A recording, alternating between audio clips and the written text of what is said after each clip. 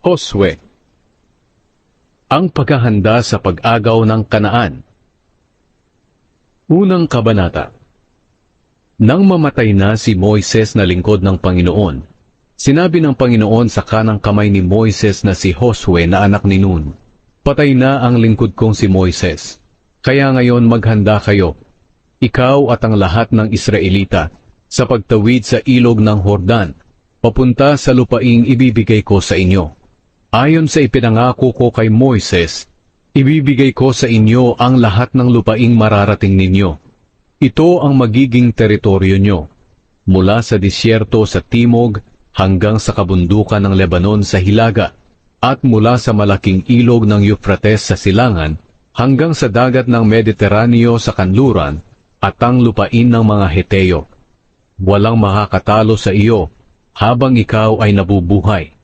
Sasamahan kita gaya ng pagsama ko kay Moises.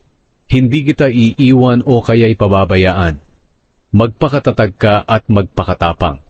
Dahil ikaw ang mamumuno sa mga taong ito, para ang kini ng lupaing ipinangako ko sa mga ninuno nila. Basta't magpakatatag ka lang at magpakatapang. Sundin mo mabuti ang lahat ng kautusan na ibinigay sa iyo ng lingkod kong si Moises. Huwag mo itong kalilimutan para magtagumpay ka sa lahat ng ginagawa mo.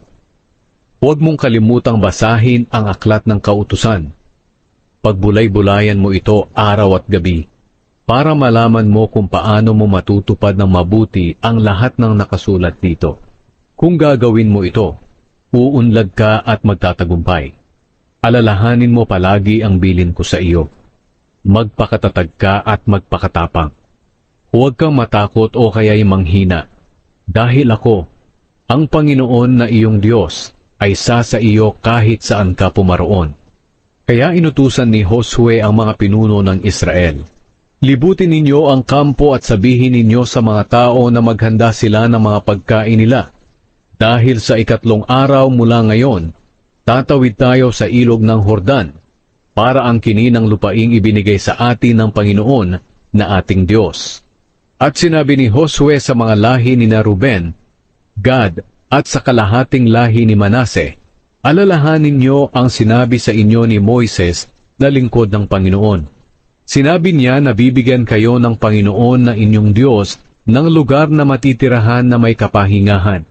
At ito na nga ang lupaing ibinigay niya sa inyo, ang silangang bahagi ng ilog ng Hordan. Mananatili rito ang mga asawa, mga anak at mga hayop ninyo. Pero dapat mauna ang mga sundalo sa pagtawid sa Hordan para tulungan ang mga kapatid ninyo hanggang sa masakop nila ang lupaing ibinigay sa kanila ng Panginoon na ating Diyos.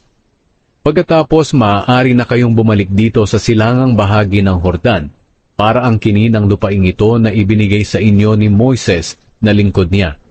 Sumagot sila kay Josue, Gagawin namin ang lahat ng sinabi niyo, at pupunta kami kahit saan niyo kami ipadala. Susunod kami sa inyo, gaya ng pagsunod namin kay Moises. Samahan nawa kayo ng Panginoon na inyong Diyos, gaya ng pagsama niya kay Moises. Papatayin ang sino mang lalabag sa pamumuno at utos ninyo. Kaya magpakatatag po kayo, at magpakatapang.